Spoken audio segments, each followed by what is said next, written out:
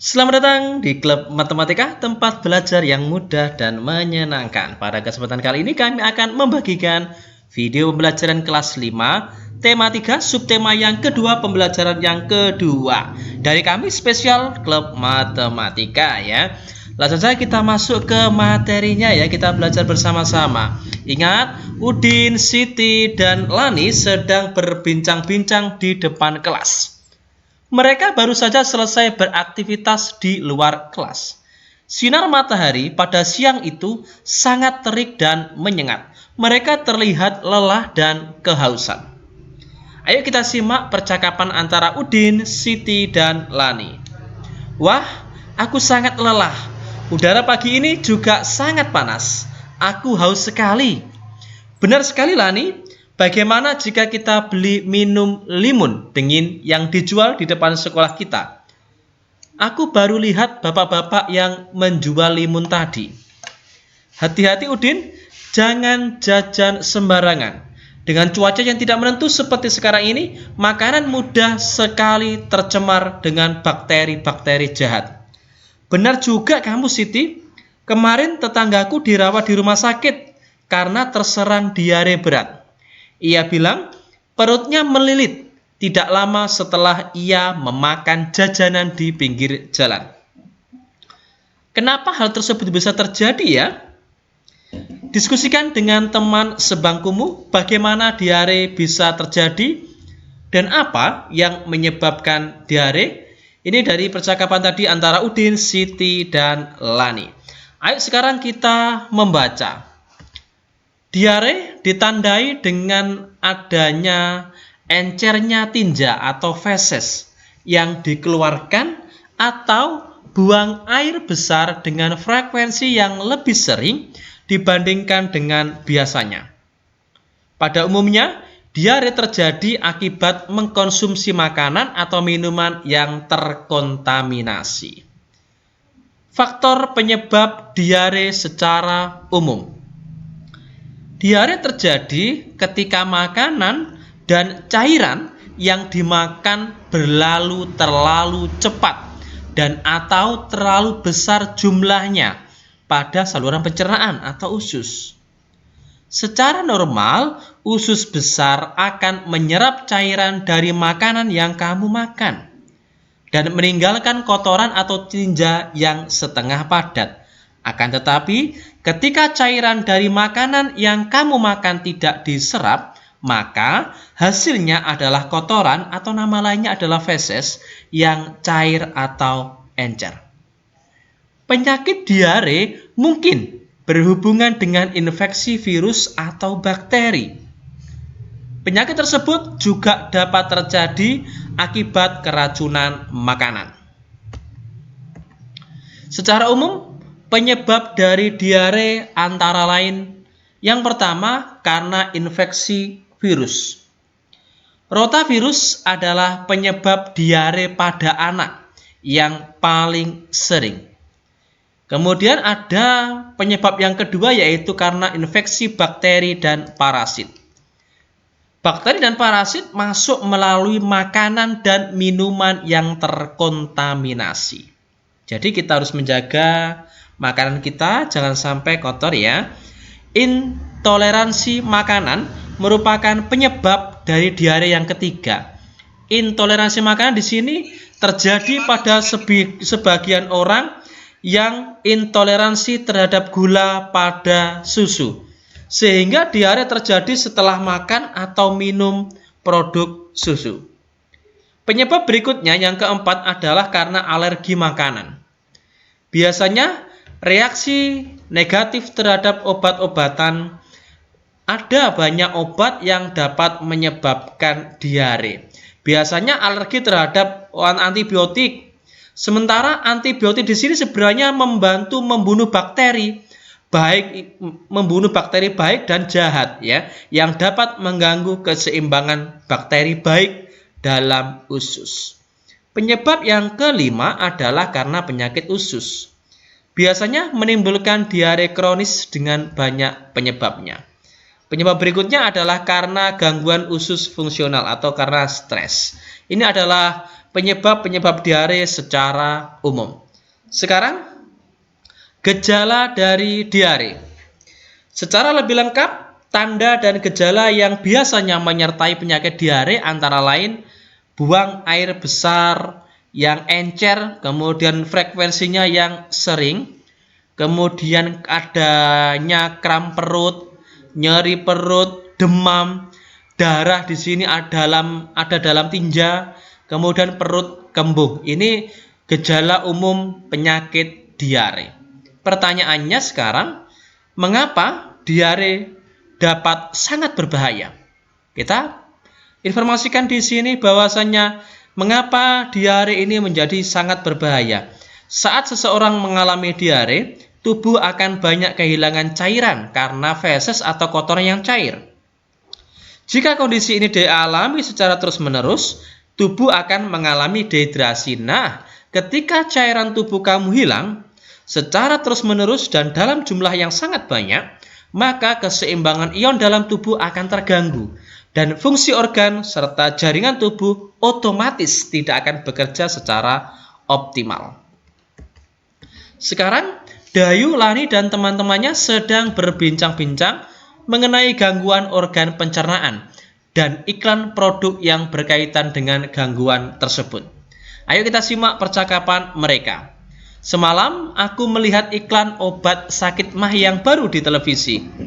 Sama persis dengan obat mah yang pernah kamu bawa saat kamu sedang sakit mah. Ya, aku juga sering melihat iklan itu. Iklan itu terlihat menarik karena ia menggunakan seorang penyanyi yang terkenal di televisi saat ini. Itu juga yang membuatku tertarik untuk membelinya, Dayu. Ternyata banyak cara ya yang dipakai oleh sebuah perusahaan untuk mempromosikan produknya. Aku pernah melihat sebuah iklan obat demam anak-anak yang menggunakan badut. Ada pula iklan obat sakit kepala yang menggunakan tarian dari berbagai daerah. Ada tarian tradisional dari Jawa Barat, Jawa Tengah, maupun dari Sumatera. Ya, kamu betul, Ben. Kreativitas yang tinggi memang sangat dibutuhkan saat sebuah perusahaan ingin memasarkan produk dengan menggunakan media elektronik. Hal ini agar para penontonnya tertarik dan mau mencoba produk tersebut. Ayo sekarang berdiskusi di sini. Sekalipun iklan yang umumnya terdapat di media elektronik di sini berbeda-beda, ada satu persamaan dalam bahasa iklan yang digunakan. Setiap bahasa iklan ternyata memiliki ciri-ciri yang sama. Pertanyaannya sekarang, apakah ciri-ciri yang dimiliki oleh bahasa iklan? Ayo kita teliti di sini. Ada kalimat iklan di sini saya berikan contoh. Yang pertama misalnya adalah dari iklan minuman Marjan. Manisnya Marjan begitu kaya rasa. Ini adalah kalimat iklan yang digunakan untuk menarik pembeli atau menarik penonton atau masyarakat umum untuk membeli produknya.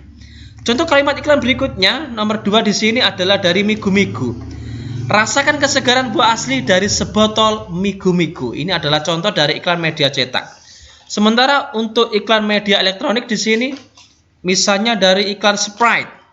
Apa iya dengan mencampur sendiri es batu, rasa lemon, dan gelembung bisa seenak dan senyegerin segelas Sprite? Nah, itu adalah contoh dari kalimat iklan. Yang keempat, ada di sini dari Oki Jelly Drink. Kalimat iklannya yang digunakan untuk menarik penonton di sini adalah Oki Jelly Drink, goyang di mulut, tunda lapar di perut. Itu adalah sebuah kalimat iklan yang membuat anak atau masyarakat umum akan tertarik untuk membeli Oki Jelly Drink. Kemudian ada Kiko. Kiko enak tahu. Nah, ini adalah contoh dari kalimat iklan yang ada di televisi. Sekarang berdasarkan hasil diskusi kelompokmu, kita buat kesimpulan tentang ciri-ciri dari bahasa iklan. Ciri-ciri bahasa iklan antara lain adalah untuk iklan media cetak, di sini bahasa yang digunakan cenderung formal. Kemudian bahasa dapat ditangkap indera penglihatan saja. Kemudian untuk iklan media elektronik di sini bahasa yang digunakan formal dan non formal. Bahasa dapat ditangkap dengan indera penglihatan maupun pendengaran karena di sini adalah media elektronik. Untuk memberi daya tarik pada iklan, banyak sekali kreativitas yang digunakan. Salah satunya adalah dengan cara menampilkan tari-tarian, termasuk tari tradisional. Ayo, apakah kamu tahu mengenai tari tradisional berdasarkan daerahnya? Ayo kita membaca di sini mengenai Indonesia yang memiliki keanekaragaman budaya yang tinggi, dan ini tercermin dari tarian daerah yang dimilikinya. Gerakan-gerakan setiap tarian daerah bisa jadi sama, tetapi ada pula yang berbeda. Makna yang terkandung berbeda-beda pula. Ada tari gantar dari Kalimantan yang menggambarkan gerakan orang yang tengah menanam padi.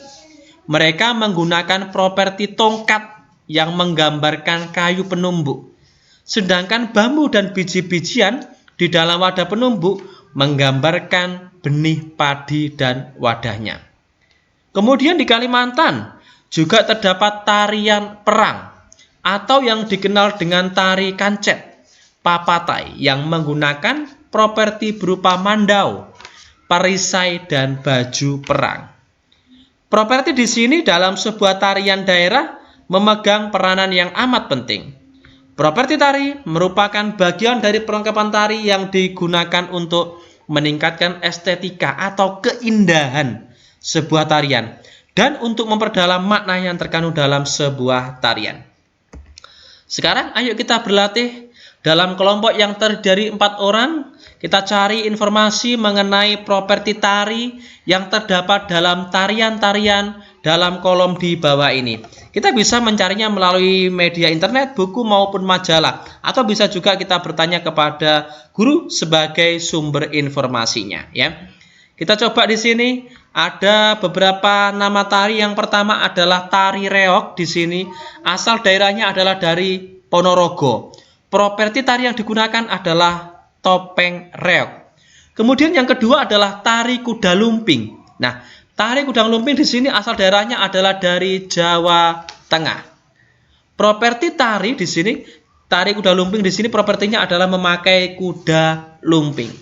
Berikutnya yang ketiga adalah tari jaipong.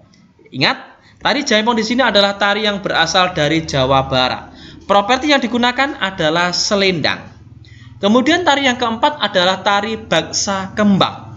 Ini dari Kalimantan Selatan, ya. Properti yang digunakan menggunakan rangkaian bunga.